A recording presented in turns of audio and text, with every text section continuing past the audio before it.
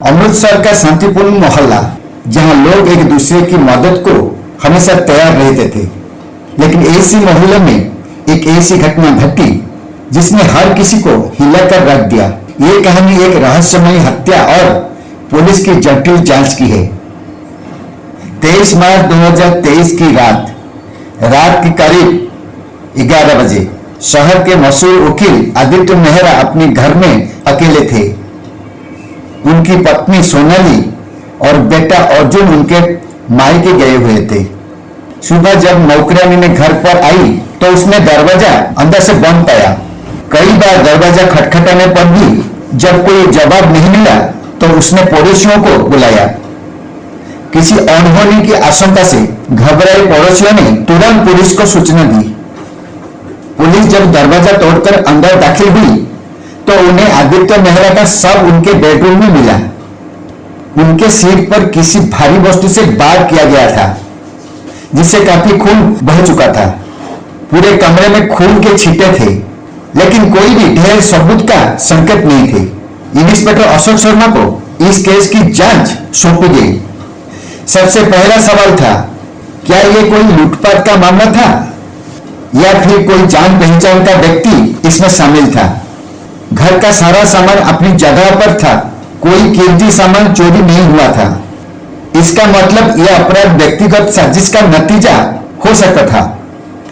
जब आदित्य मेहरा का पत्नी सोनाली मेहरा को पुलिस ने पूछताछ की तो उन्होंने बताया कि वो पिछले 3 दिनों से अपने मायके में थी, लेकिन पुलिस को पता चला कि उनके और आदित्य के रिश्ते कुछ खास अच्छे नहीं थे।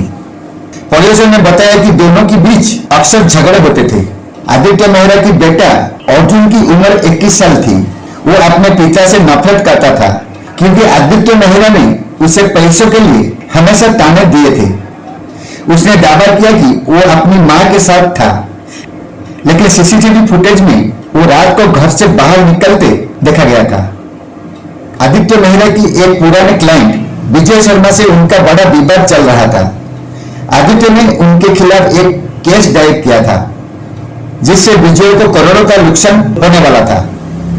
फॉरेंसिक टीम को हत्या के हथियार के रूप में एक लोहे की रॉड मिली, जिस पर खून और अंगुलियों के निशान थे।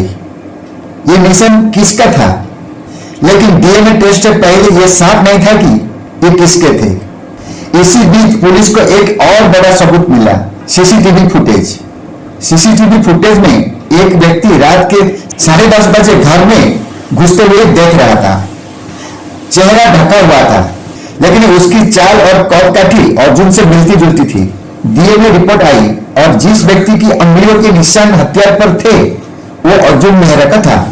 जब अर्जुन से पुलिस ने सख्ती से पूछताछ की गई तो उसने सच उगल दिया। अर्जुन ने बोला, मैं अपने पिता से नफरत करता था। उन्होंने मुझे कभी समझने की कोशिश नहीं की।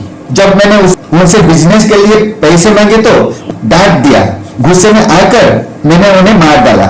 मुझे लगा कि मैं बच जाऊंगा, लेकिन पुलिस ने अर्जुन को गिरफ्तार कर लिया। कोर्ट में मुकदमा चला और उसे आजीवन कारावास की सजा सुनाई गई। एक परिवार जो कभी खुशहाल था अब टूट चुका था। यह घटना इस बात का सबक थी कि गुस्से में उठाया गया कदम जिंदगी को पूरी तरह बर्बाद कर सकता है।